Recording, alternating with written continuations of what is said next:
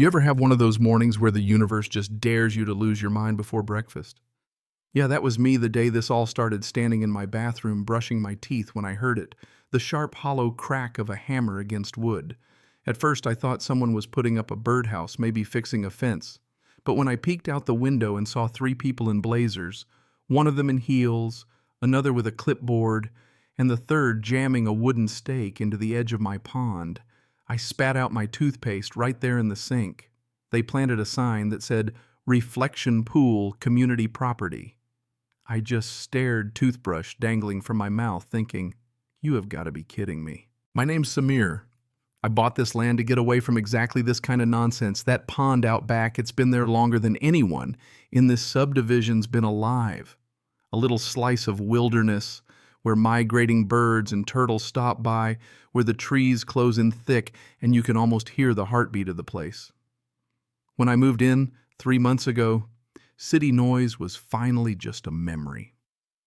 I was a freelance biologist and wildlife photographer, just wanted some peace, a patch of woods and that spring-fed pond the realtor jokingly called Samir's Sanctuary.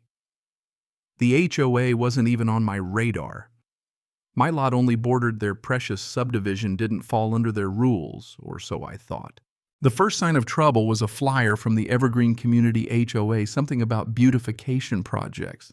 I ignored it, didn't concern me. But 2 weeks later, there's a knock at my door, and in walks Karen, the president herself, with an entourage, a gym guy and a note-taker already eyeing my backyard like they were about to stake a claim. She goes, "We just want to inspect the community pond. It's being reclassified as a reflection pool for the neighborhood." I stopped her right there, told her it's private, been that way for decades. Karen, with that grating, fake, polished laugh, said they'd done an aerial map review and that my pond was getting absorbed into their wellness initiative. They were putting up a sign and a landscaping guide like they already owned it. I was too stunned to do anything but shut the door and stew in silence. That night, I dug out my county surveyor's map. Clear as day, the pond was on my land. I printed the documents, highlighted everything, even laminated them. I figured that'd be enough. It wasn't. The very next day, a couple high schoolers volunteers apparently were out there hammering in a post with another community reflection pool sign. I told them politely to stop. They just shrugged. Just following orders. I yanked the sign out anyway. Thought maybe that'd be the end of it. Nope. That night, fairy lights, solar-powered, strung up all around the pond, casting this bizarre fake glow over the water. The whole place looked like it was ready for a wedding shoot. And there's Karen across the property line monologuing about serenity while her assistant filmed her. I didn't lose my cool, not yet. Instead, I went back inside, opened a new notebook, and wrote at the top, Operation Amphibian Chaos. Step 1, frogs. See, I know frogs. Studied them, published papers on them, even bred them for research. During mating season, bullfrogs can hit decibel levels that'll make you question reality. That night, I started introducing a few extra guests into the pond native species, all above board sourced from breeding programs. Tweaked the water pH, added logs, even set up motion-triggered lights so every hop would set off a little spotlight, ruining any hope of peaceful reflection. The goal wasn't just defense, it was turning my property into a fortress of natural chaos, something only a biologist could truly weaponize.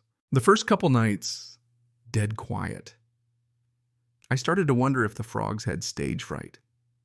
But then, just before dawn one morning, it started a single deep croak, followed by another, then an all-out amphibian chorus that echoed so loud you could feel it in your teeth. By the 5th night, the whole area was vibrating with noise, and I hadn't even gotten to the best part yet. I'd picked up 4 football field floodlights, fitted them with motion sensors, and disguised them as decorative rocks. At dusk, the pond was lit up like a Hollywood premiere, beams bouncing off the water, trees glowing, and every croak reflected 100 times back. Karen's serenity was now an all-night rave, nature style. Did she back down? Please. She called me furious, accused me of weaponizing amphibians and excessive illumination. I calmly reminded her the pond was private and that the HOA had no say. She started babbling about noise ordinances, but county guidelines actually protect native wildlife, and frogs are top of the list. The next morning, a little HOA inspection squad showed up Karen in a giant sun hat, with a decibel meter, her assistant looking like she'd swallowed a lemon. What they didn't realize, I'd also set up hidden speakers in the brush, looping high-fidelity recordings of bullfrog calls just in case the real thing took a night off. Even if they managed to scare off the frogs, the sound would keep coming. Their next tactic: sound warfare. Two of them parked their golf carts at the edge of my lot, blasting opera from tinny speakers. I let them play, then flipped on my secret weapon, a low-frequency subwoofer buried by the fence. The ground rumbled, their music skipped, one of the golf carts actually rolled a few feet downhill, and they tore out of there like ghosts were after them. By now, the whole neighborhood was split. Some found it hilarious. Kids started painting frog rocks and calling themselves Frog Scouts. A meme page popped up, Frog Wars HOA Edition. For once, my mailbox got more thank you notes than complaints. Karen wasn't done. She called an emergency board meeting, sent me an invite like she expected to scare me. I went for the spectacle.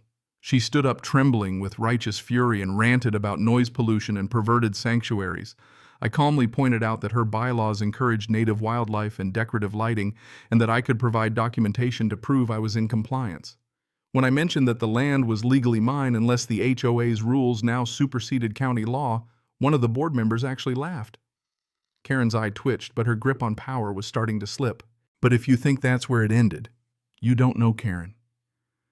She came back swinging, this time with a letter accusing me of introducing invasive species and creating hazardous light pollution. I nearly spit my coffee. Her reflection pool plan was the real hazard. She was trying to make it a legal issue, so I played my own card. I called up Dr. Aldridge, a friend from the university, and within 48 hours her team showed up to do a full ecological survey, frogs' water quality, the whole deal. Their report didn't just clear me, it praised my pond as a model for suburban biodiversity. The frogs native. The lights environmentally safe. Next, Karen doubled down on the opera, blaring it every night from her balcony. So I set my frog recordings to start at 5 a.m. right before sunrise. Hers was a full-blast cacophony. Mine blended so well with the real frogs, she couldn't pin it on me. By the end of the week, a neighbor called the city about her violating noise ordinances. Karen's frustration was palpable, so she upped the ante. One morning, I found orange construction flags all over my backyard. She'd filed a city permit for a community meditation deck and footpath straight through my land. I called my lawyer, had a cease and desist drafted, and brought it with my boundary maps to the next HOA meeting. Karen started babbling about historical community use, but when I showed 30 years of aerial photos with the pond untouched and the purchase predating the HOA, she was done. Even the board looked embarrassed, but she still wasn't finished. A week later, a county inspector arrived. Someone had lodged a complaint about illegal construction. I walked him around, showed every permit, the educational platform for wildlife talks, even the frog handouts I'd prepped for local kids. He left impressed, said he'd bring his own family for the next science day.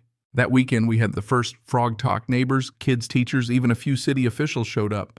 We had frog-shaped cookies, a folk band, local food trucks, and a video screening of Karen's greatest meltdowns. A documentary producer approached me, wanted to turn the saga into an episode for her series.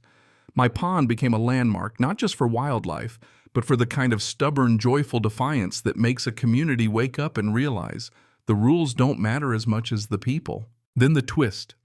One morning, the pond was still too still. I went down with my coffee and found frogs floating dead, a chemical stench in the air. Bleach. I checked the cameras I'd installed. Sure enough, 2:41 a.m. There was Karen, all in black, dumping poison into my sanctuary. I called the police, handed over the footage, and watched as they walked her out in cuffs while half the neighborhood watched. The story made local headlines: HOA president poisons protected pond. And Karen was done, charged with environmental sabotage, booted from the board, ordered to take environmental ethics classes. Her house sat on the market, overgrown, the for sale sign crooked and faded. With Karen gone, the energy shifted. Parents brought their kids for weekend science lessons. The frogs came back. The neighborhood even asked if I'd help start an eco committee. I agreed, as long as my land stayed mine. I wrote a children's book about Freddie the Frog and the Bossy Goose, donated proceeds to wildlife programs, and watched my pond become a story everyone wanted to be part of. But you know what the best part was? It wasn't the revenge or even the victory. It was the sound of the frogs singing louder than ever, proof that sometimes the right thing to do is just refuse to be bullied, to outlast the nonsense, and to make a little noise doing it. So tell me, what would you have done? Was I right to fight back, or did I take it too far? Let me know, because I have a feeling there are a lot more pawns and a lot more Karens out there just waiting for someone to stand up and say, "Not this time."